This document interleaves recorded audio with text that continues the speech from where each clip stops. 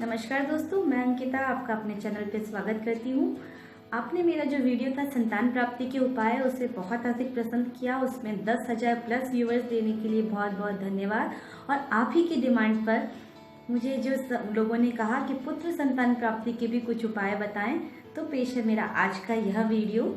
आज हम जानेंगे कि पुत्र संतान प्राप्ति के लिए हमें क्या क्या उपाय करने चाहिए। किंतु एक बात मैं स्पष्ट कर देना चाहती हूँ, आज के ज़माने में पुत्रियाँ भी पुत्रों से कम नहीं हैं, वह भी आपका नाम बहुत अच्छे से रोशन करती हैं।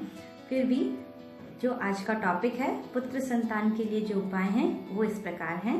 प्रथम उपाय है, आपको सोने अथवा चांदी के अंदर सूर्य यंत्र को बनवाना है और उसे किसी अच्छी ब्राह्मण से अभिमंत्रित करवा करके घर की पूजा स्थल पे रखना है।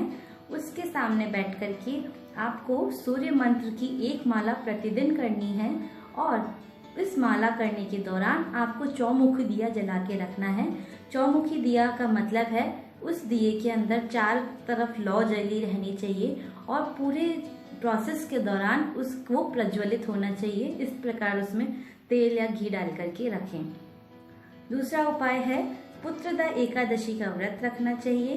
पुत्रदा एकादशी श्रावण मास में शुक्ल पक्ष की एकादशी को कहते हैं। इस दिन आप पुत्र प्राप्ति के लिए व्रत कर सकती हैं और भगवान से इसकी कामना कर सकती हैं। ये अगला उपाय है, रविवार के दिन आपको बाल धो करके खुले बालों से तांबे के लोटे में लाल कलर के पुष्प, रोली और चावल डाल करके सूर्य देव को अर्घ देना है और उनसे प्रार्थना करनी है कि हे सूर्यदेव, जिस प्रकार आपने कुंती को पुत्र दिया था इस प्रकार हमें भी पुत्र रत्न प्राप्त कराएं। यह उपाय निसंतान दंपति भी करेंगे तो आपको संतान प्राप्ति का चांस रहेगा। यह उपाय आपको 16 रविवार तक लगातार करना है। अगला उपाय है, आपको पारद शिवलिंग लेकर आना है और घर पे अभिमंत्रित करके प्राण प्रतिष्ठा करवानी है और प्रति सोमवार ओम नमः शिवाय करते हुए आपको जल चढ़ाना है और इस जो जल चढ़ाया है उसके 7 बार चरणामृत लेना है। इस तरह से शिव जी को आप मना सकते हैं पुत्र संतान के लिए। अगला उपाय है, संतान गोपाल यंत्र को भी आपको एक चांदी या स्वर्ण में बनवाना है। उसको पीले कलर के पुष्पों के ऊपर रख कर के संतान गोपाल मंत्र की मालाएं आपको करनी है। ऐसा करने से भी आपको पुत्र संतान प्राप्त होगा। अगला उपाय है, आपको एक बेदाग नींबू लेना है। उस पर कोई भी दाग नहीं होना चाहिए। उसका पूरा रस निकाल लें, उसमें थोड़ा सा नमक मिलाएं और वह नींबू का जो रस है उसे लड्डू गोपाल जी के सामने कुछ देर के लिए रख दीजिए। आप रात्रि में सोने से पूर्व महिला को इसे संपूर्ण ग्रहण करना है और उसके पश्चात आपको धर्म का पालन करना है। इस तरह से आपको पुत्र संतान प्राप्त होगा। अगला उपाय है, आपको अगर घर पे कोई बोरिंग है या कुआं रहा है तो भी संतान प्राप्ति में बाधा आ सकती है।